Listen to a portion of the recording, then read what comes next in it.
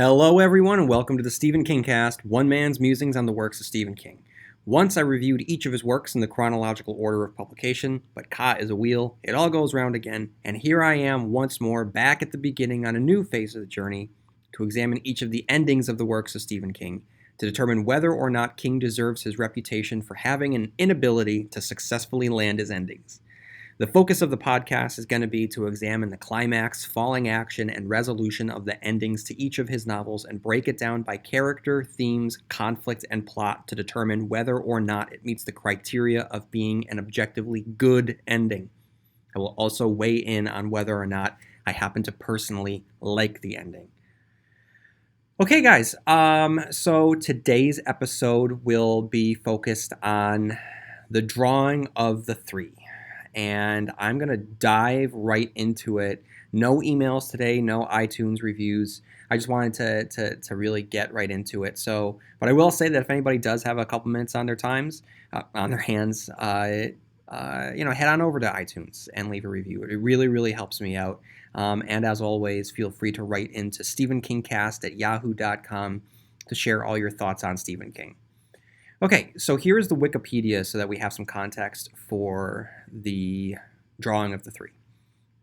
The book begins less than 7 hours after the end of The Dark Tower, the Gunslinger, after the Man in Black has described the Gunslinger's fate using tarot cards. Roland wakes up on a beach, and he is suddenly attacked by strange lobster-like creatures, which he dubs lobstrosities. He kills the creature, but not before losing the index and middle fingers on his right hand and most of his right big toe. His untreated wounds soon become infected. Feverish and losing strength, Roland continues north along the beach, where he eventually encounters 3 doors. Each door opens onto New York City at different periods in time. As Roland passes through these doors, he brings back the companions who will join him on his quest to the Dark Tower. The first door, labeled The Prisoner, brings Eddie Dean, a young heroin addict in the process of smuggling cocaine into New York for the drug lord Enrico Balazar. Roland brings Eddie back through the door so Eddie can hide the cocaine and get through the customs inspection, but the agents have become suspicious and subject him to a lengthy interrogation and surveillance. Balazar learns of these events and kidnaps Eddie's heavily addicted older brother Henry to force Eddie to deliver the drugs. At Balazar's bar, Eddie claims he can produce the drugs from the bathroom. Eddie is strip searched and the bathroom is torn apart and no drugs are found. Eddie is eventually allowed to enter the bathroom completely naked and accompanied by one of Balazar's henchmen. In the bathroom, Eddie forcibly drags the henchman into the gunslinger's world. During a brief scuffle, the henchman is injured by Roland and then eaten alive by the lobstrosities. Eddie and Roland re-enter the bathroom, and overhearing that Henry has died from an accidental heroin overdose given by Balazar's men, engage in a lengthy but victorious shootout. While still mourning the death of his brother, Eddie decides to throw in his lot with Roland. Before the pair return through the door, they acquire some antibiotics Balazar kept in his bathroom for junkies with infected arms. With Eddie tending to him, Roland slowly recovers from his infection. The second door, labeled The Lady of Shadows, reveals Odetta Holmes, a black woman with dissociative identity disorder. Active in the civil rights movement, she is wealthy and missing her legs below the knees after being pushed in front of a subway train.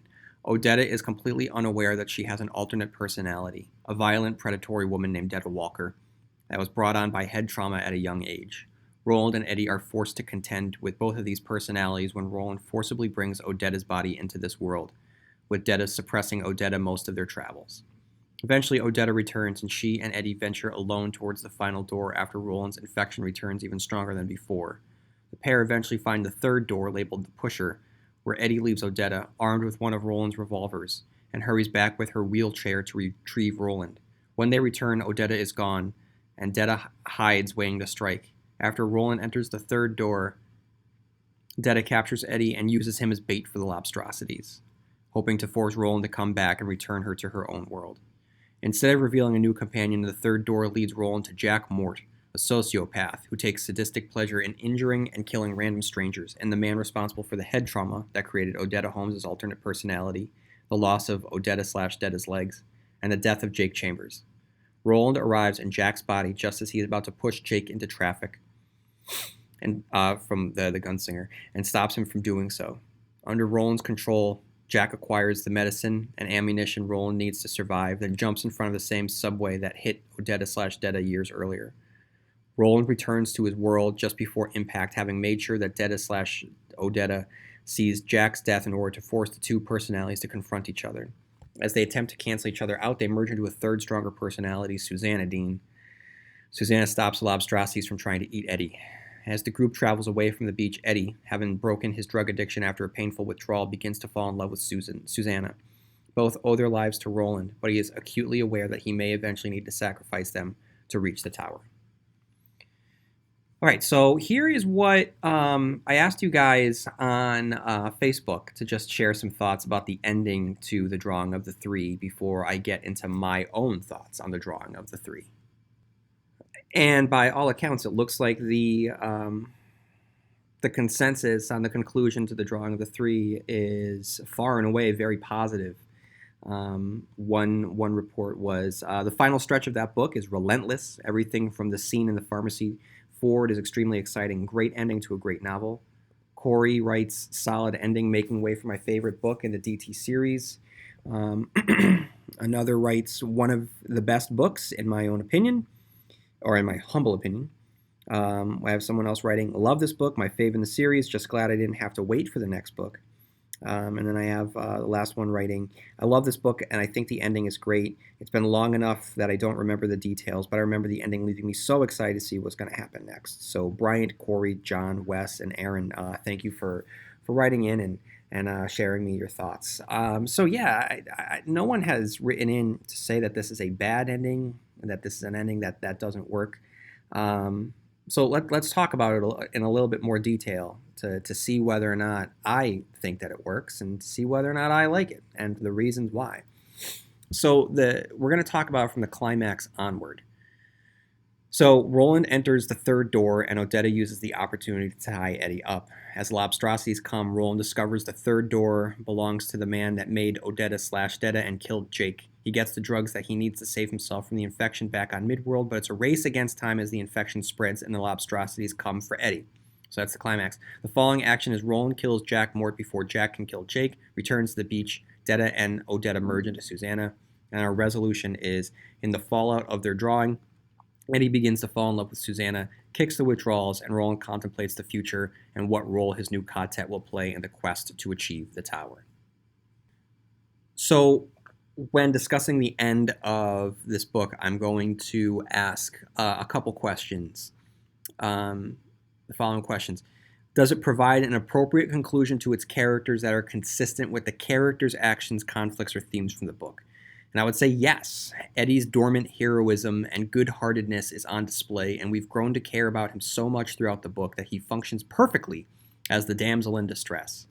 Considering the previous book had concluded with the ruthless murder of a child, there's no guarantee that King wouldn't have Eddie eaten alive by monster lobsters and have Fingerless Roland stuck with nightmarish Detta Walker. Detta's trollish personality is problematically steeped in racial stereotypes that are simultaneously offensive and appropriate for the character.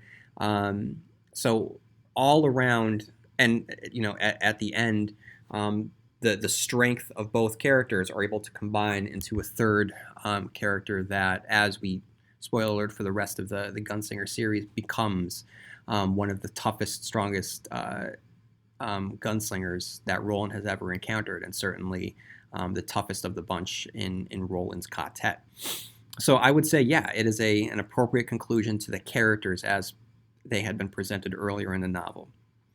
The next question is plot-based. Does it successfully wrap up the plot? Specifically, do the events build upon one another with consistency? Yeah, it's a ridiculously harrowing ending. I mean, this is King firing on all of King's cylinders.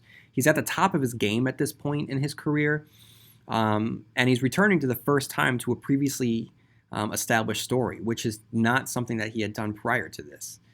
I mean, this book is a mean, tensed muscle of a novel. It's pure 80s, ready to be injected straight into your veins.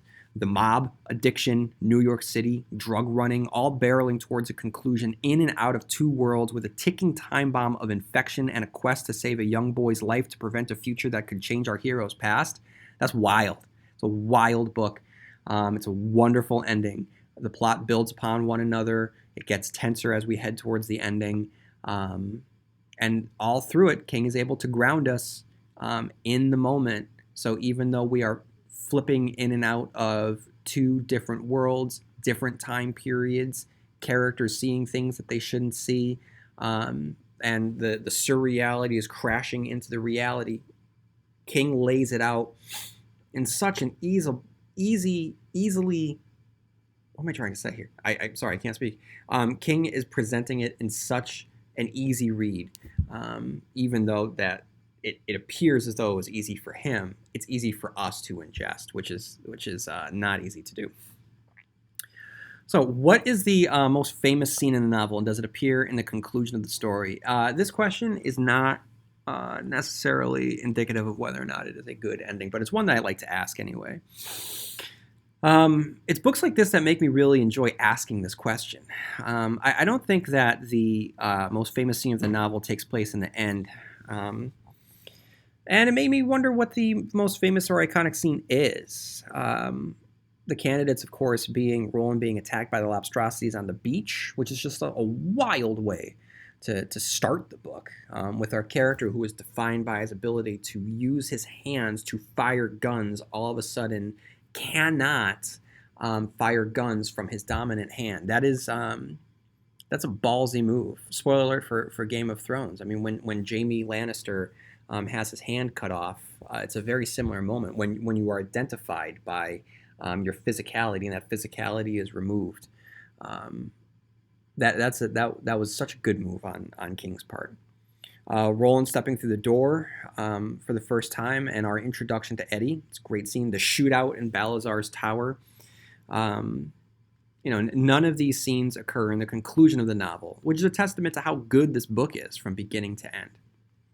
And are there other factors that we need to consider?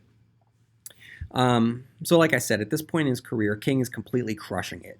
He's eliminated the flowery emotion from Salem's Lot. He's created a name for himself. He's living as a legend.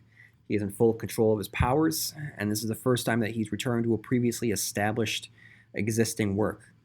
To come back to the world of the gunslinger was a radical idea then, and it is now, because he very rarely goes back, even though he dips his toes with references here and there. He doesn't give us sequels. Doctor Sleep is a sequel to The Shining. Black House is a sequel to The Talisman. But even then, those books are very divisive among the fandom because they are so different. They really operate as their own stories, with the information from the prior book functioning as past as prologue. And I've long been on record, saying that with Doctor Sleep, it is a perfect companion piece to The Shining, that it zigs where The Shining zags. And similarly, Black House is a wonderful companion piece to The Talisman, because The Talisman is this globe-trotting adventure, this epic story in which a cross-country adventure is occurring across two different worlds, and the scope is very vast, where in Black House the scope is very insular, and it's a smaller scope. The first book is an adult, or a child trying to save an adult. The second book is an adult trying to save a child. So there's wonderful, purposeful inversion. So I like when King steps back into a world. He does not recreate what he had done before. He takes what had been done before, and then he moves it forward in new and exciting ways. And so he starts doing that here with the drawing of the three, and continues to do so. No two Dark Tower books feel the same. I mean, so when he gets to the Wastelands, it's a wonderful extension from drawing of the three, but he really starts to move into heavy sci-fi and fantasy territory. And then he gets into Wizard and Glass, and then he steps away from the present primarily to give us a wonderful love story and tragedy in the past, while in the present it becomes very hallucinatory and surreal. And then in Wolves of the Kala, it is simultaneously a dread starts to build, while the location itself is primarily focused on one particular town. Song of Susanna is just kind of a breath that we take, and then of course we have the Dark Tower, which I'm really glad for the purposes of this podcast that I revisited the Dark Tower, the series, and reread the Dark Tower, because I feel the pain on every page of that book, and it's wonderful. So for King to to go back to the well, that it was new territory for him, and that's definitely something that needs to be considered when discussing this book. So 2 questions that I'm going to ask myself now. Do I like the ending, and is it a good ending? And the answer to both is yes. I happen to like this ending very much, and I think for all of the reasons that we had talked about in terms of plot and character, yeah, it is a good ending, which means that as of right now, I have liked 14 out of 14 endings, and 13 out of 14 endings have met the criteria of being objectively good, the only outlier being Christine, which I don't think is a good ending, but it's one that I happen to still like. So that's where we are with that. It's just a short episode this week, guys. And that's all that I got. So I hope that you're all doing well, and I'll be back next week. So may you have long days and pleasant nights, and I'll see you here next week, where MOON spells Stephen King Cast.